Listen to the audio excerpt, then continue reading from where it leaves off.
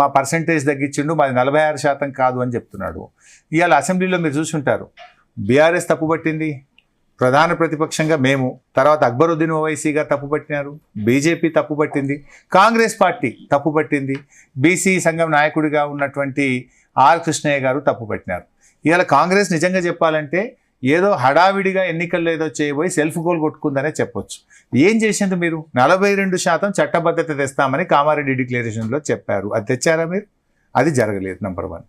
ఇలా కులగణన విషయంలో జనాభా పెరుగుతుంది తప్ప తగ్గదు.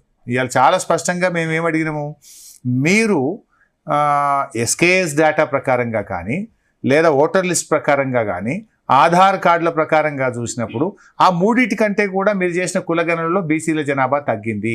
ఇది ఎంతవరకు కరెక్ట్ అని మేము అడిగాం. దానికి సమాధానం ప్రభుత్వం దగ్గర లేదు. సర్వే రిపోర్ట్ అసెంబ్లీలో టేబుల్ చేయండి అంటే అదేం టేబుల్ చేయకుండా 2 పేజీలు మాత్రమే ఇచ్చి